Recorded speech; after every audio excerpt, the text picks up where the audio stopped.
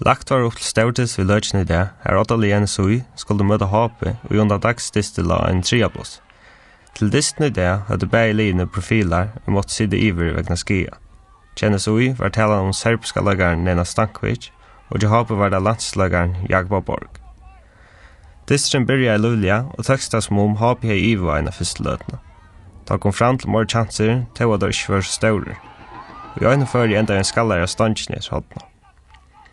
NSÍ tok assan more iver som distren løy, og jeg har en kjensla av at det mal ikke las lengt vekk.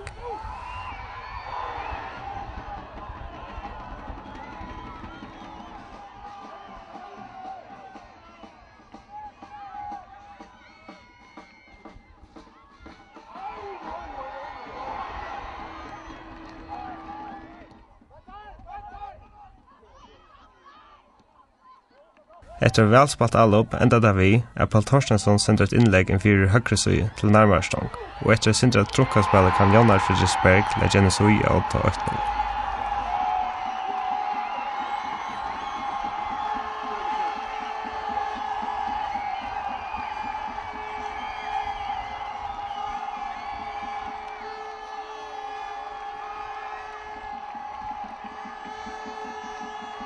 Det var en rättligt spännande Dystur vill säga.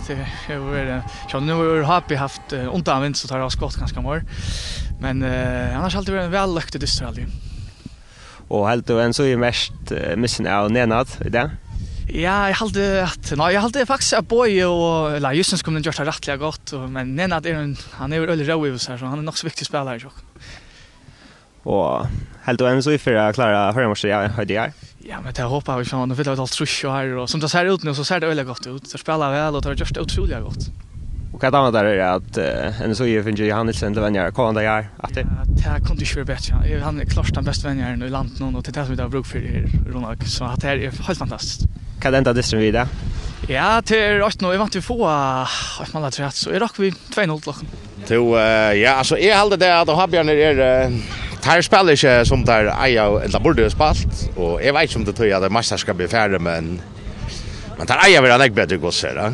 Ja, så det polerar spel jag har på som player ett change time och det är inte så det att det ganska förvars ska bli färdig. Ja, alltså jag tar kommer att se ut så snart men jag vet inte heller men nej börja nu alltså sen jag börjar nu så vi kommer nog åter. Det är vi står glada. Kan helt du distren färdig där? Är dock vi vinner 2-1. 17 halvleik blir helt linje i mot fyrlag. NSÍ takst ikke ha gav en ho å fara fram etter som fyrlaget, og lautar HP ha bulten meira.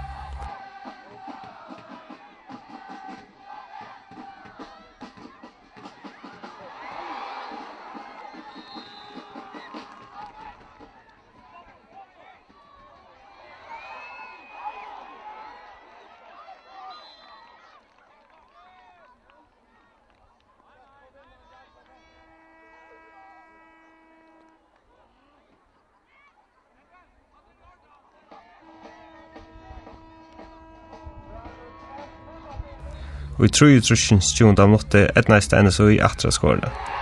Etter frusparskinnlegg fra Einar Hansen var Milan Koljic og øvekna bøyna bulten i egen mal.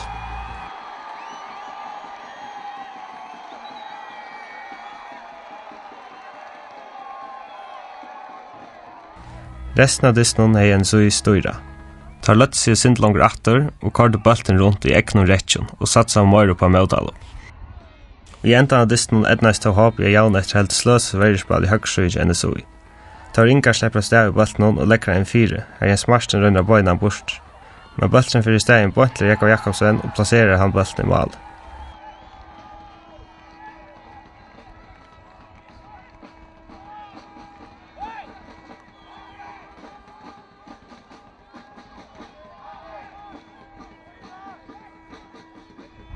Senaste løtene klarer HP til ikke å legge noe særlig trusht av NSÍ-lige, og tursjeval NSÍ disten 2-1.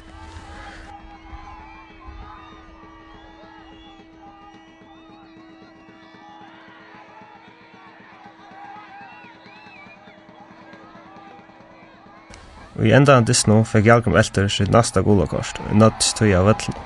Tursjelig han løgbaner til grannoppkjøren i Sarpsborg neste vikskift. Hetta kan gerast en smøyter fyrir runaskingar etter som Jalgrim hefur verið en av liklalegaren hetta kaffengarar.